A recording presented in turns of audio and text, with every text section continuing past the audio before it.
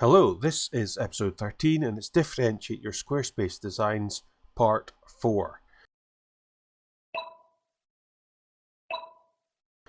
In Part 1 I covered background images, colour and rounded corners in ways that you can differentiate your Squarespace websites. In Part 2 I covered getting away from a common design pattern, video examples and also typography. In Part 3 I covered photography, design styles and getting out with the box. So if you haven't seen those parts, please check them out. There's a lot of great stuff in there. And this is Part 4, which concludes this short series. Okay, so one way you can differentiate yourself again is illustration. This is kind of 3D illustration here. But look at the quality of those renders there and just look how that stands out. How many sites do you see like that? I mean, there's a lot of work producing something like that. But again, it will differentiate you from your competition. Second example is a really talented designer and kind of artist, Peter Voth. I will put the link to his work, further work, in the mediasurgery.co.uk notes. But look at that there. Absolutely stunning. Imagine something like this for a winery or like maybe the style of an older hotel or something like that, a really high class hotel. This could work really, really well. He is based in the States, Peter Voth, but you may get slightly cheaper, on budgets you will maybe get cheaper guys over in Eastern Europe or Ukraine even. I've been contacted a number of times recently by Ukrainian agencies, and what's going on over there, it's really good to support those guys. So that's Peter Voth. There may be other options, but if you look at an illustration like that, that really could be a game changer when it comes to your designs, integrating something like that into your Squarespace sites. So another example is this kind of flat illustration style here, but once again, how many sites do you see like this? Very, very few. That could be used as a header image, or the style could be used right throughout the site, even in the footer, and it would just differentiate your sites a lot from other Squarespace designers. So let's now look at some 3D examples. This is a recent Polaroid mini site for their latest camera. If you look at the detail these guys have done and put this into 3D and animated it, it's a really stunning mini site. Look at some of the effects further down here with the 3D, and that lens pops out. Look how much detail is in that. Look how impressive, and how many sites do you see doing something like this.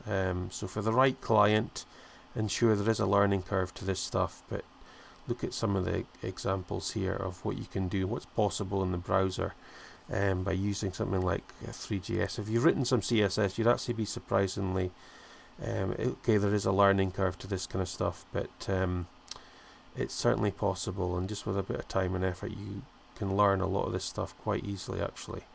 And just look at how all this kind of goes together. It's a really stunning site, and this kind of thing is possible to put into a Squarespace site as well. If we look into another example, Code Sports Club, it's like a 3D game here, and you can walk around the environment, interact with the characters. Really impressive stuff, and again, this is all in the browser, just as long as your user's got JavaScript installed and WebGL, which is in most computers. You can just interact with this really impressive stuff. It's like a mini game within your browser.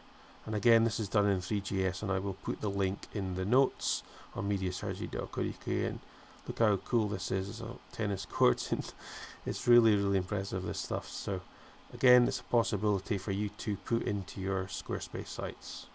So on to the final part, and we are talking about copywriting.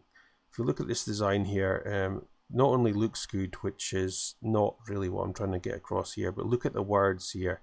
And that is really thought about. It just grabs you, those words. Resolve 50% of your questions instantly. So how many people are going to go on and try and resolve their question online rather than going and send an email into support? And that's what the point of this intercom is, and their chat facility. So it's the words here that are important. Again, this doesn't look particularly great, but these guys will have tested the words, and it's words that are really, really important. Now, a lot of projects and certainly I used to do back in the early days, is just throw the words in or get the words from the client at the very last minute. But words are absolutely critical, and they should be up front in the design process. We'll coach you every single day to scale you to 30 to 50,000 per month. So that will grab people in that target audience, and that's what's in their minds. They've got a target to make that kind of money. Look at the words, the U every single, and they're using two U's there, which is great for copywriting. And it just grabs you that. It doesn't look good, really particularly great design, but the most important thing is the actual words that is used on there. We need to remember our end goal here. Our end goal is to generally, in most situations when you're designing sites for clients, you are looking to get a fantastic return on investment, what they're paying you and what they're getting back in inquiries and sales and leads or whatever it is. But that's what we're trying to do, is to give the client a great return on their investment. And it's words that move the needle a lot more than simply having beautiful things. I can't stress that enough. And I'll leave on this. You can have the most beautiful website in the world, but with the wrong words you won't sell a thing. And you can also have a really ugly looking website, but with the right words you can sell a ton of products and services. So that's what I'm going to kind of end on this 4-part series. Copywriting is absolutely critical to successful design. It's not a case of just throwing some random words that you've come up with 5 minutes at the end of the project. Copywriting is critical to successful design and giving your clients a return on investment, what they're paying you for your Squarespace sites. So I can't stress that enough. So that concludes the 4 parts. Thanks for watching, and I will hopefully get some other resources up online about copywriting. And thanks for watching the 4 parts, and talk soon.